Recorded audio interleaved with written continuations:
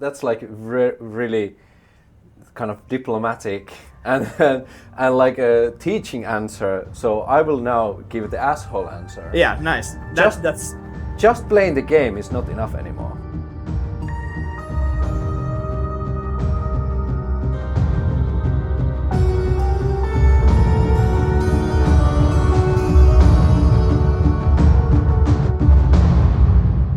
Hello, internet world! This is a collaboration video with Culinary Roleplaying and Merheal, the Finnish actual play show. So I can introduce Culinary Roleplaying first, and then Ilmari can tell you more about Merheal. Sounds good. Culinary Roleplaying is, if you don't know, it's a tabletop role-playing game YouTube channel show where I usually talk about different tabletop role-playing game systems. And I tend to focus on solo gaming, but I have a lot of different contents about how to be a good role player, how to be a good GM, and I sometimes do a little review stuff-ish. But most of the time I just play solo games. But today I also want to talk about actual plays.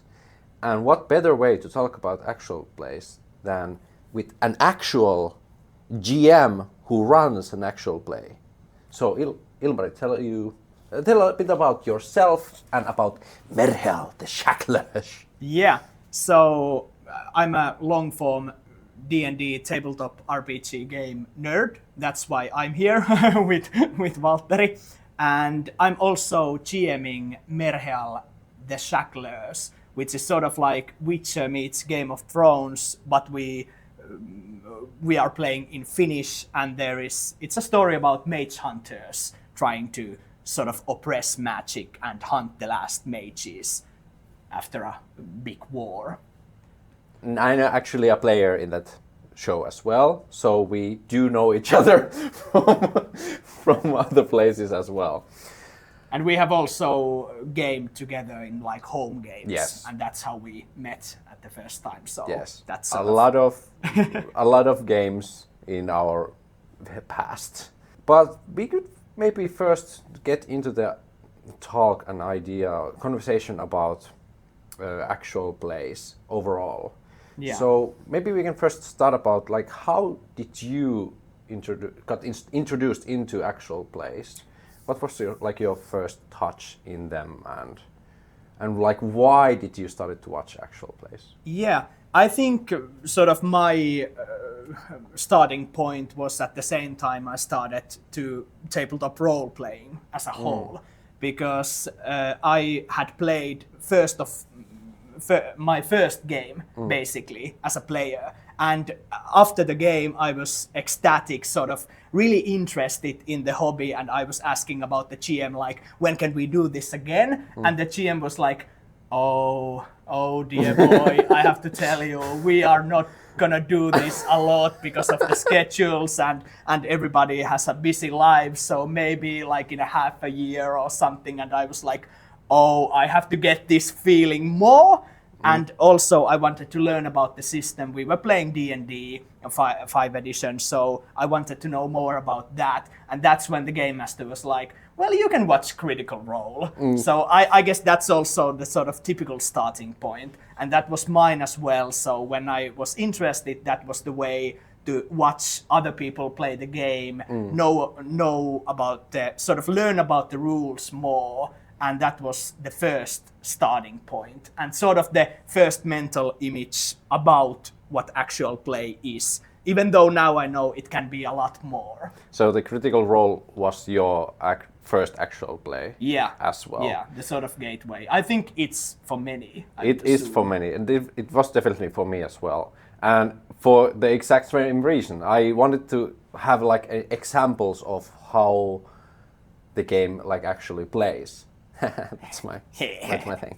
But yeah, it was like for me as well. I found out about D&D, and I wanted to try it with my friends, and we did like try it a few times, but it's still like something. It didn't quite click for me yet, like how to actually do it.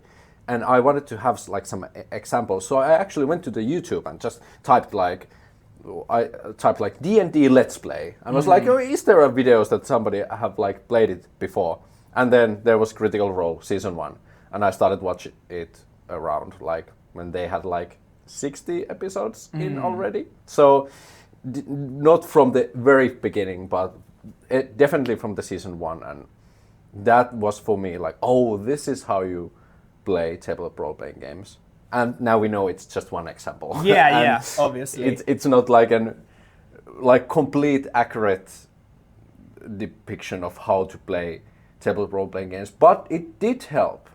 It did help to have an actual example of how you can actually ask people to make skill checks or different checks, how actually the combat works, how the game mechanics work.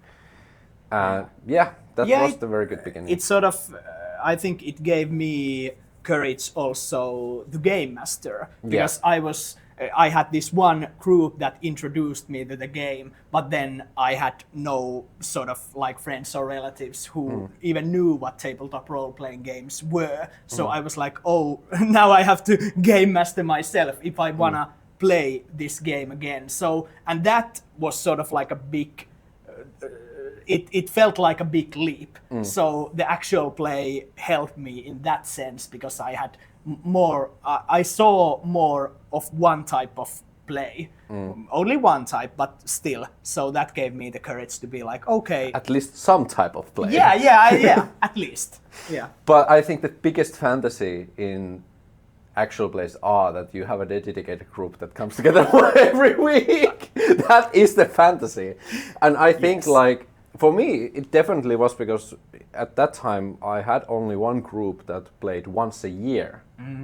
We had like this highly intense group that we always come together for 1 week and we play like 10 hours straight per each day. So I played like over 100 hours of tabletop role plays per year, but it was condensed into 1 week. But all the other time I didn't have any group to play with. So that definitely was something at least to watch an actual play. And I think that is the reason and how the APs have been on the rise. Yeah. Or how did they like come to become this huge show, was that people who didn't have a group to play with or didn't have anyone to play with, they now can like kind of at least spectate and be part of the table. Yeah. At least as a spectator. Yeah, and I think there is a really big sense of community in many actual play shows because it really feels like you're at the table or at the very least near it, sort of feeling the different sort of emotions at the table and maybe laughing with other players and stuff like that. So it gives this sort of tabletop role-playing game community aspect as well. Obviously you can have that with friends with your own home games, but because you can't maybe always schedule them or you might be in some area where it's not possible to get together, play as much as you would like. So they sort of give you that sense of belonging as well. How would you compare tabletop role-playing game actual plays to like video game Let's Plays, which are also very popular? Yeah, there is I think there's some kind of things. correlation. Yeah, I think there is. There because, well, in the Let's Plays, it's maybe even if it's a video game, it's more direct because there usually is just like one gamer and everybody is the audience. In tabletop, there might be this sort of small divide in the sense that if the group sort of doesn't open in the actual play to you, so if you are not feeling like part of that community,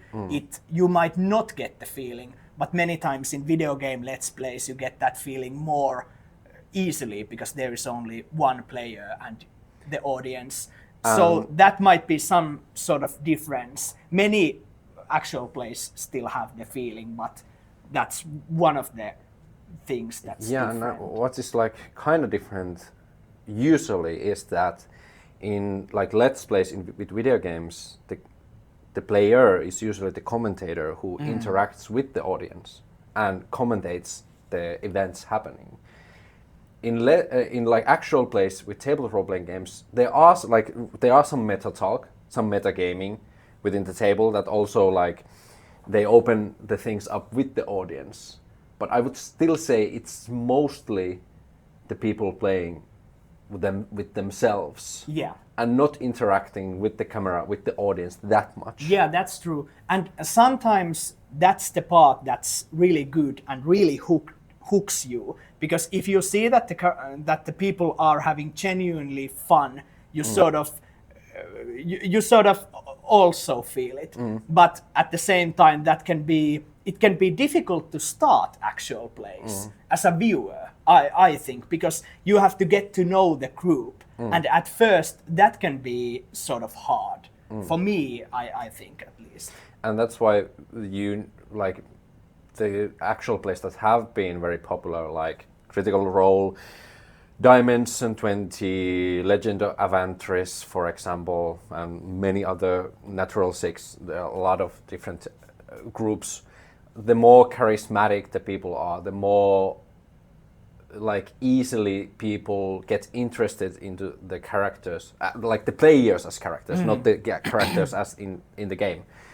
The attention span and the interest for the show like risens a little bit. Yeah, and I think that's one of the reasons why it might be more easy to keep watching the actual plays you already do watch, like Dimension 20 or Critical Role, because you already sort of know the people. So it's more easily to sort of be part of that communal feeling while watching. Yeah. And that's why it might be a little bit tough to start watching or listening new actual plays.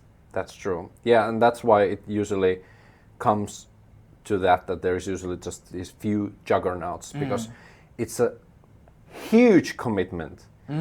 One campaign over 100 episodes, 5 hours, like that. Yeah. That's a lot of content. Yeah. That's like a massive amount of content. Yeah, it's like 5 or 4 Game of Thrones length series. More. Yeah, and more than that. So yeah. Yeah, it's like 2 episodes is basically almost one season of Game of Thrones. And that's interesting to me, is in this sort of time when there have been really many more actual play shows than before. It sort of started with the Critical Role and expanded from there, I would say. So how do you do actual play series now that really gets people hooked? Because I think it's also important that it's genuinely funny and interesting for the players. That's the sort of beating heart and the starting point. But if there is sort of interest to get wider audience, how you do it? That's interesting question. I feel like there has been now a shift. There's been a saturation in the genre, and now, like usually when people start a new actual play show, usually D&D, it needs to be like it's from big creators. It's like superstar influencer players who already, like now the creators or the voice actors from Baldur's Gate, the voice actor of the I'm sorry guys, who was the vampire guy? Astarion's voice actor is the game master of this like new D&D podcast, and they like make their own thing. But like it feels like if you start to make a new actual play today, the bar is really freaking high. Yeah, you're sort of competing against that sort of media attention, and that can be really hard. And I also wanted to say that I think actual plays are interesting format, because at the bottom of it, well, not everyone with their friend group not every friend group can make a TV series, for example. But I think almost every group could theoretically make an actual play. So it's interesting format, because obviously you have many actual plays with these celebrities and stuff like that, and with big sort of media houses and game houses sort of supporting them. But but the heart of it, the heart of an interesting actual play, can be made with just anyone, really. Yeah. If you have sort of the narrative, the interesting dynamics, maybe interesting people, it could be possible, but it's also sort of hard, and that's the question of what do you need if you want to make that. And it really makes you question this is a very good question to give, especially when we have our own actual plays, but do we need another actual play show? I'm just throwing us under the bus right now. Yeah. But I think from that we can actually go into the subject of Merheal, the Shacklers. Yes. And why we wanted to still, knowing all this, why we thought that we can make a good actual play show, and why we think this is like not necessary, but why we feel like this is something that it's worth people's time. I think that's important question for everybody doing something sort of creative work. Obviously, it needs to first be like you really want to make it and you're passionate about it. But maybe I'm just saying this. If you want to make an actual play show, just do it. Yeah. It's worth on its own. And there's never can be too many of them, especially when there are like different forms. If you want to make an actual play, do it. Yeah. Continue. Yeah. So yeah, we had the passion. We were interested in the subjects, but we thought while making Merheal Shacklers why we should do it.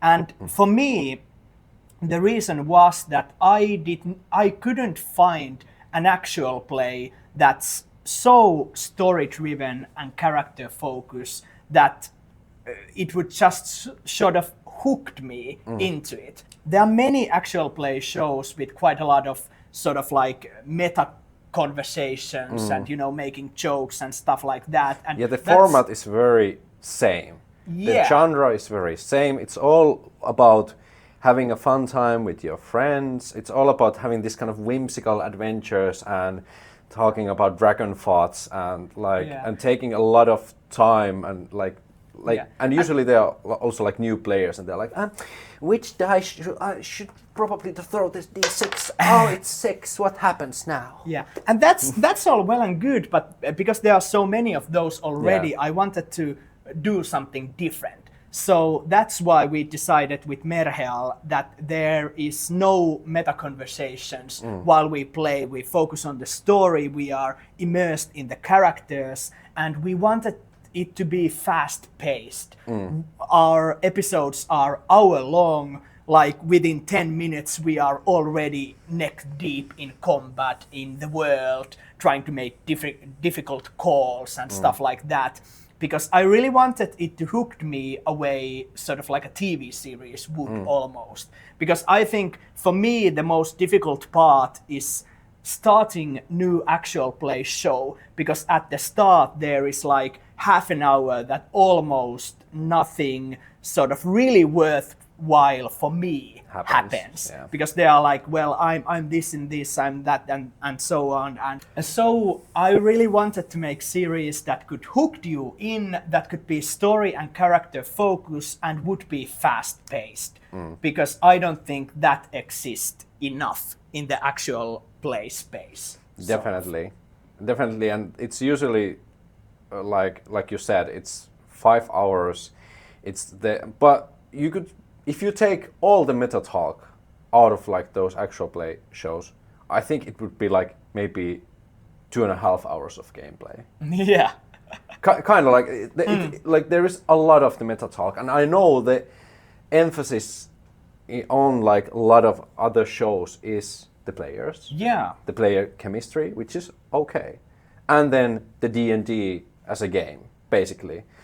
Players and the game master playing D&D, and then the story is like at the side. And it's a nice thing if it's a good story. But it doesn't really need to be a really good one. Yeah. It sort of needs to exist. And then you get to exist. So it's just that in Merheal the focus is different. We want to go deep into the world, witness the story, and also do world building in a way that you get small snippets all the way through, and you get to be sort of active listener or participate, or you get to actively participate in the story, because you need to connect the dots yourself. We don't give you too much just as a given. And that interests me. Maybe it's the sort of filmmaker in me. That's also what I do as a career. So those might be the starting points of me. Yeah, and I feel like lots of actual plays, we have talked so much about in this show that it still needs to feel like it's a tabletop role-playing game. And I think like people are very keen on we just wanted to be loose, and we still just wanted to be friends hanging out and playing tabletop role-playing games. And it's like it's still quite not. Like for example, Critical Role. Yeah, they still like huge they production. they still say like we still want it to feel like it's just us playing the game, and we don't want to be like a show, but it is a fucking show. You are professional actors. So you are professional actors. You are doing it. Yeah. So what we wanted to raise the cat to the table and actually say, okay, we are making this for an audience. This is actually a fantasy show where tabletop role-playing game and our chemistry are tools. But the story is the focus. That is the main point. Then the mechanics and the friend dynamics, they are helping to elevate the story, which is the main character. Yeah. And I think that is the very foundational difference between our actual play and everyone else. Yeah. And that's why I think we were thinking so long about which game system we will use. Yeah, that was in the show. Yes, because and in my home games we have used like D&D, couple of different homebrew systems and so on, and always sort of felt like things were developing a bit too slow for our taste and for the storytelling format. So that was an interesting discussion. But you're the sort of game system master, so I obviously asked about you what system should we base that on, and that's when you suggested Dragonbane, and we tried it out before, trying to get out what's the thing we need to maybe a homebrew a bit, but what are the main aspects that really work, and there were quite a lot of them. Yeah, like the main things what needed to happen was that it needed to be a system that can support 1 hour runtime. Yeah. Like if you run into a combat in D&D, that's 3 hours show. Yeah. Like you can't make it fast enough. Yeah. There's like no way you can make D&D fast enough that you can. Then you would have to like cut the video like a freaking ton. Yeah. Even if you would have like full professionals, like I have played D&D for 10 years, I know exactly what my character does, and I have thought everything through when it wasn't my turn, and I would just immediately do what I want to do. Still, it would take like 2.5 hours. Yeah, and with Dragonbane, because there is like one action economy, and the turns are quite fast with each of the characters, that already makes the combat so much shorter. We have, in our episode 1, there is a combat right at the beginning of it, and it's like 10 to maybe 15 minutes. Yeah. And that's all it is, and there is a whole combat in that time. And that's really interesting for me. And still, like, combat takes time. Without spoilers, we have one episode which is basically one combat, one the whole episode. Hour. Yeah. but that would have been like a full episode in D&D as well, which would be 5 hours then. So definitely the combat still takes time, but it is shorter. Yeah. And that was maybe the biggest point. And then I know there are like more narrative systems like Powered by the Apocalypse, Forged in the Dark, but we still like you are still like this kind of tactical veteran. So you said like, well, I don't like want to have like a full narrative system. Like I still want players to have like stats and like a little bit like skills, and I still like want to feel that this kind of like tactical grittiness. And that's why I felt like Dragonbane is maybe the best of both worlds, like the middle ground of still having this kind of classical. You have like your attributes, you have different skills, you have this kind of same kind of character form, like in those more tactical games, but still it's more narrative. Yeah, and I like the tension of tactical games in a sense that characters could die because of the dice rolls come out that way. I sort of like that tension. So I really wanted it, and the show is about mage hunters dealing with magical threats. So there will be a lot of combat in the show at the same time. So that's really something we were focusing on, because so we get the sort of real threat that if this combat does not go our way, there might be serious repercussions. Yeah. And when we talk about immersion, one of the biggest things that we had to still homebrew in Dragonbane was basically the numbers.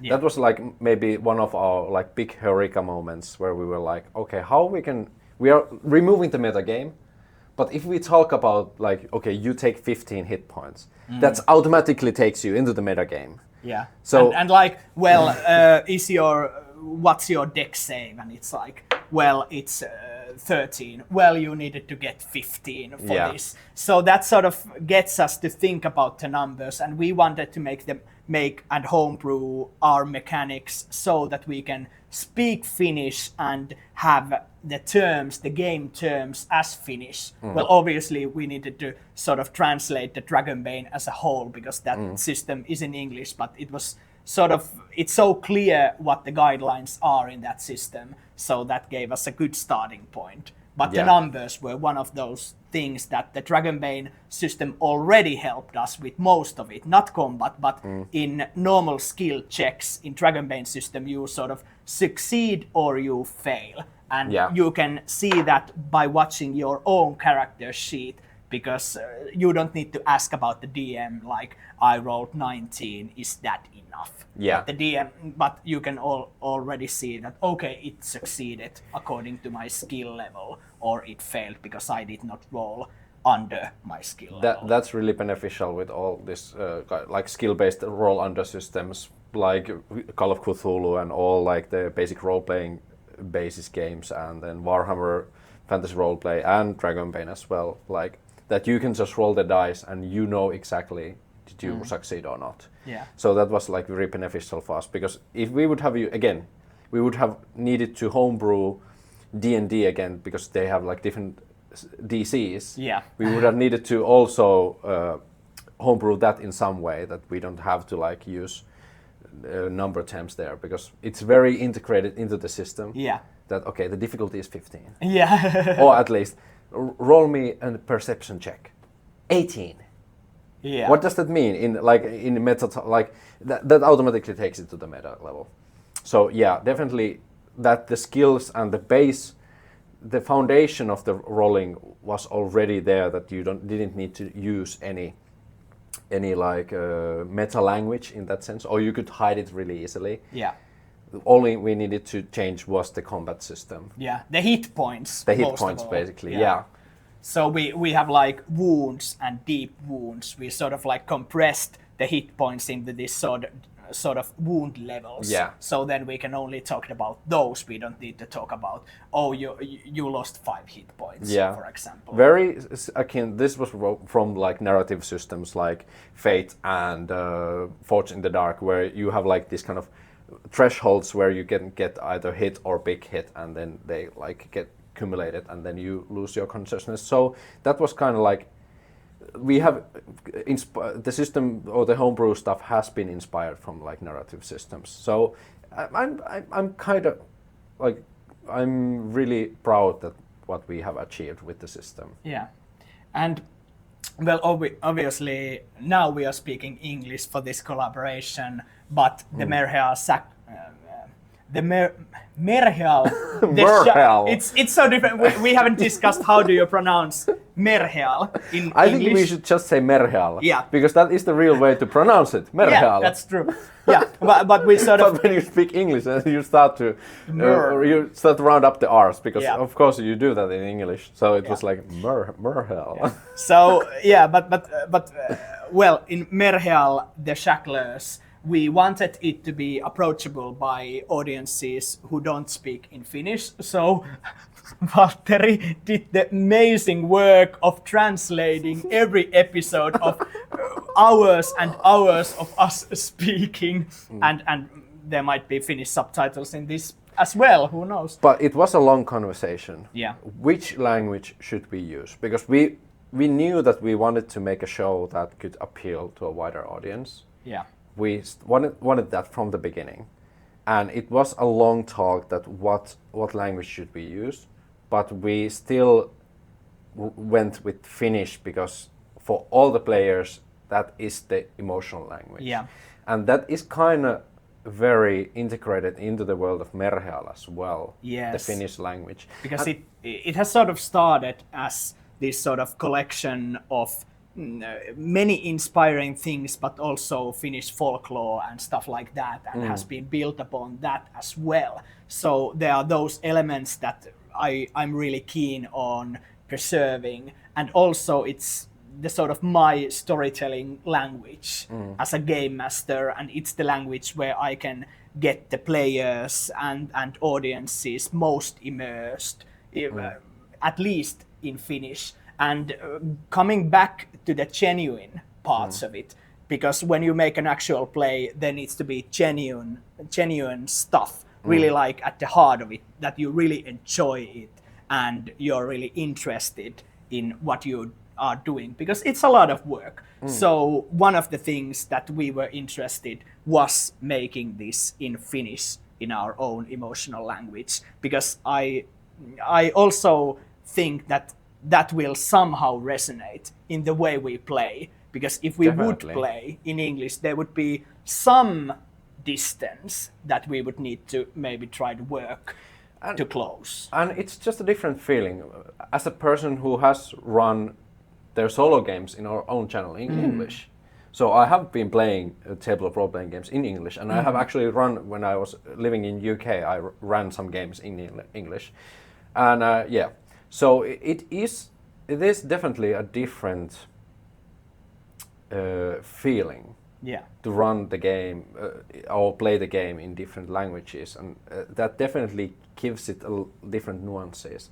And we have so many actual plays already in English with English professional voice actors. So what the fuck? Yeah. Why How are we can competing? Yeah. How could we compete with that? So like, And at the same time, there is like couple in here, Finland. So we should make it in Finnish, because there is also really not so many possibilities. And there are but again, we wanted to still make it as approachable as possible for international audience. So that's why we have the English subtitles, and we have so many shows. Like people watch anime with subtitles, people watch Korean shows with subtitles, and international shows have like massively been massive hits in Netflix. And sort of in social media today, you could watch many things in public with subtitles, even if they are at your own language, because you can't watch them with sound on maybe. So subtitles are sort of rising. Definitely. And maybe we can, from here, to circle into the final question, what do you feel like is the future of tabletop actual plays? What do you expect, and what would you like wish for the future of tabletop role-playing actual plays?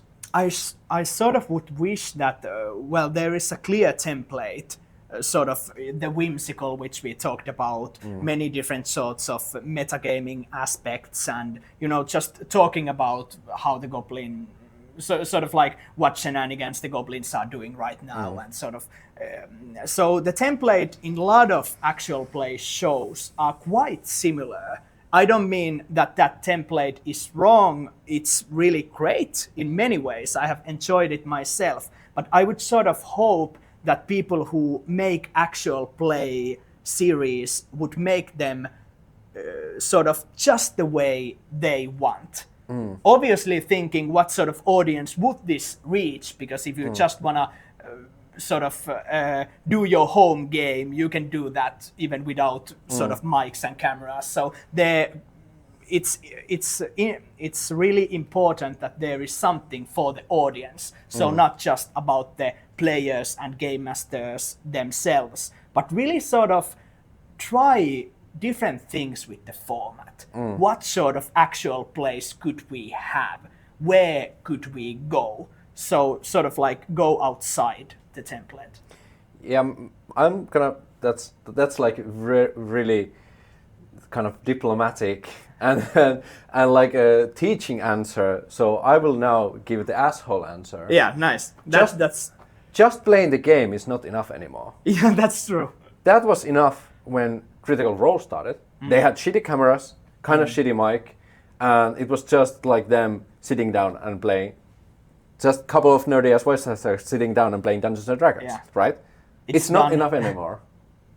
That has now been done 1,000 times by professionals with amazing lighting, amazing cameras, and everything. So just playing the game is not enough anymore. If you want to make like a show for the audience. Yeah. Again, if you want to make actual play for yourself and you have the passion that you want to make it. Even if it would just be playing the game, make it. It's always worth to create something. Yeah. I would say. Sort of don't trust us if you just want to do it, but if you have some sort of trying to wrestle with the thought, is this similar than all the rest? Well, if the answer is yes, then don't do it. Just play your home game. Yeah. Yeah, because there's a lot more value in that. Definitely that the cameras are not rolling and you can play the game. And like our show is definitely not the only way to play the game. Yeah. But it is one way to play the game, and we play it for the audience. Yeah. We don't play it. We also, of course, we play it a little bit for ourselves as well. We enjoy it. But the audience is like what we are serving there. Yeah. We are performers making a performance using the format of table of role-playing games. Yeah. To tell the story. To tell the story. Yeah. Our home games are not like we do Merheal, Shacklers. Yeah. So if you have like that's what I wish for the future, and I feel like the future of actual plays will be that, or they will die. Yeah, sort of, because if we only continue the really big production value actual plays, Critical Role and Dimension 20 and stuff like that, it will become mainstream in a bad way, in a way that it's just, it's another reality TV thing. It's not, so there needs to be something new, because otherwise those big productions are gonna eat the sort of mainstream template of actual play series. They are gonna fill it. So you need to do something new to succeed. And final question, I think this is the most important one.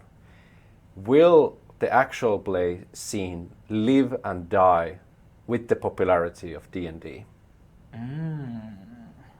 Because I think there's been a lot of conversations about the idea that as long as D&D is popular, actual plays are popular. But if people lose their interest in D&D, aka that for in tabletop role-playing games, because let's be real, it's D&D and tabletop role-playing games, and your game. Yeah. So, like, it's not even funny how much popular D&D is compared to other tabletop role-playing games. So I think it's fair to compare it to the point that if there's no interest in D&D, is there any more interest in actual plays? I think I sort of hope that the interest in D&D sort of dies out. Not because D&D is a bad game, it's a good game, but I think it has gone so big, it's too big for itself even. And so I sort of hope that it will die out, and I know it will affect actual play shows. But I think that the ones that sort of survive that are these sort of new ideas. And I think those ideas can find a way to thrive, even without D&D.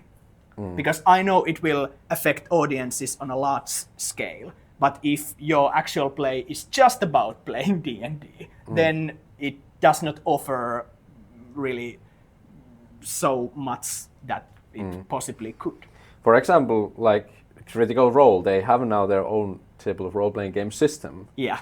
So I think they will Critical Role would take a huge hit when D&D when D&D dies out, but they will survive. Yeah. because they have their own tabletop role playing. They can like create their own ecosystem now. Yeah. They are too big to just completely fail with D&D. Yeah. And I think that it's sort of like a phoenix. It's now really old. It will burst to ash, but maybe something can rise up from there. Hopefully from that. It remains to be seen. Yeah. And we are not playing D&D, so let's see what happens to us. Yeah.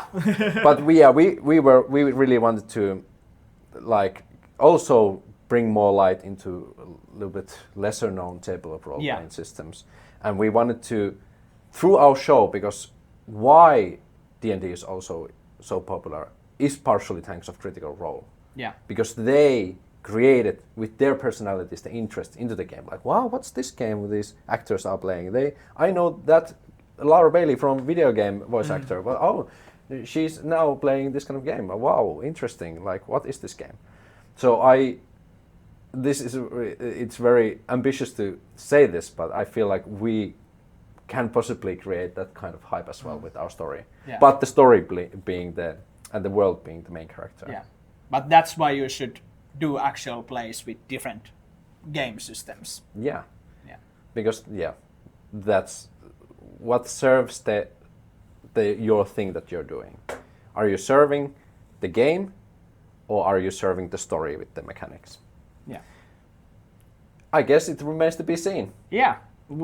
I will be looking forward to whatever happens. It's interesting time to be tabletop role playing nerd. Yeah, basically. It's definitely big changes are coming, and I feel like we are right now in the phase of this kind of metamorphosis. Yeah.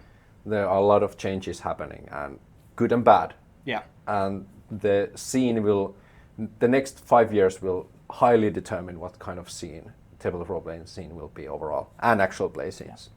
We can do this after 5 years and give you a recap of how things have changed. Yeah, then we can, I told you so.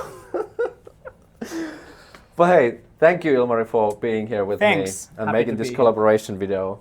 It was really fun. It was actually. I was just, I would normally send these discussions to you in a voice message. Now I in 15 minutes voice message is like, okay, Walter, have you ever thought about this? And I'm sorry, I need to take the cup of. And it'll be fun.